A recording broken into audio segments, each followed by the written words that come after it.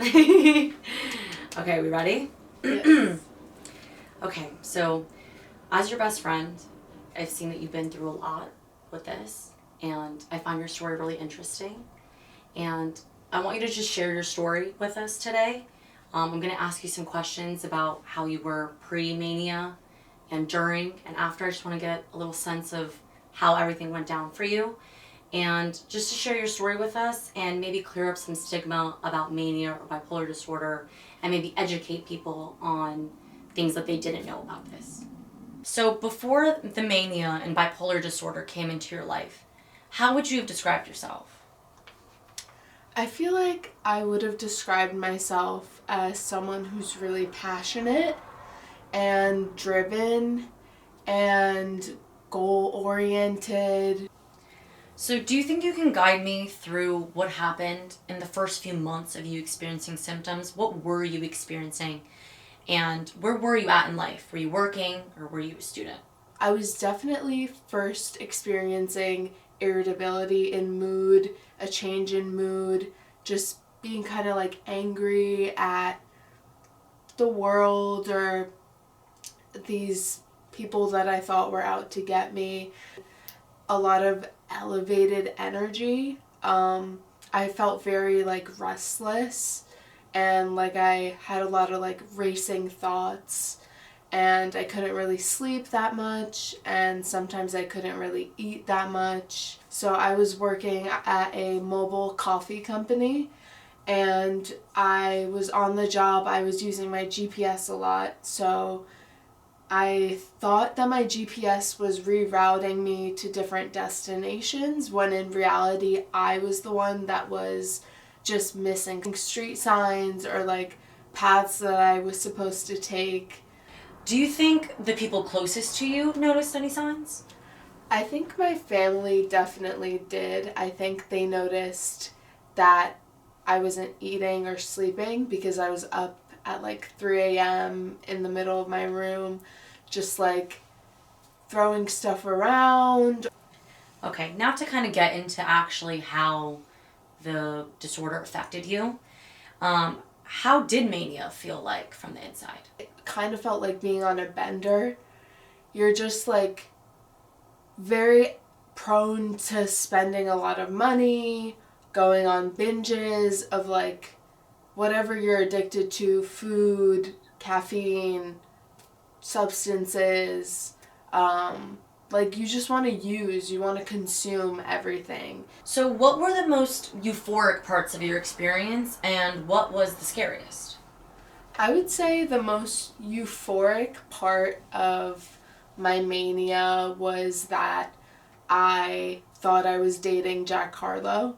So I felt on this really big high of, oh, I'm dating all these famous celebrities and they all know who I am and they're all making music about me. And not only are they making music about me, but they're wearing sweatshirts that have my birth year on it.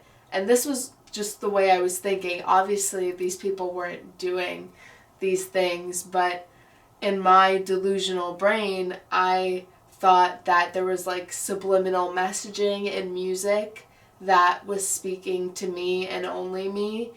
Jack Harlow would be the most euphoric because I really felt on top of the world when I was dating him.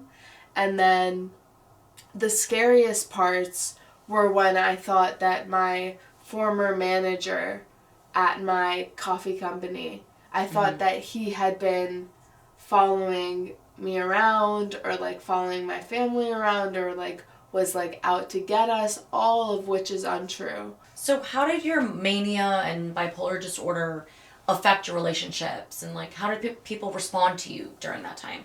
I think the irritability could have caused like rifts between friends and I, but at the same time, I think whoever's meant to be in my life will be in my life. I think people responded in a well-mannered way. I think my family and friends were really careful and cautious and curious at the same time. So they approached it with like a delicacy, very delicately. So, how did you end up getting the help that you needed? I think it kind of went down like this, where I had some friends and my sister come over and they just wanted to talk to me about everything that was going on. My sister had told them to come over and she had arranged this like intervention type thing where essentially I was supposed to explain what was going on with me because they were curious and they just wanted to help. And then that's when they suggested that maybe I seek like a therapist or like professional help. So that's how it started. And then I think I was supposed to research therapists and I kept telling them that I was, but I wasn't. And then ultimately, like, I got hospitalized, but voluntary hospitalization because I agreed to go. And then I stayed overnight at a hospital nearby, and then I came home. They discharged me. They let me go because they said that there was nothing wrong with me, that they saw nothing wrong. Yeah. And then I got hospitalized again after that. And this time I was in there for a lot longer. I think it was like a couple weeks. Yeah. And during that time, did they give you a diagnosis? Did you like find out, like what was actually happening with you during that time? Yeah, so at the second hospital, I finally got a diagnosis. What's a message that you'd like to give to somebody that's going through something similar? I would like to say it's okay to be vulnerable. It's okay to ask for help. It's okay to be afraid. And know that healing isn't linear, but stability is possible.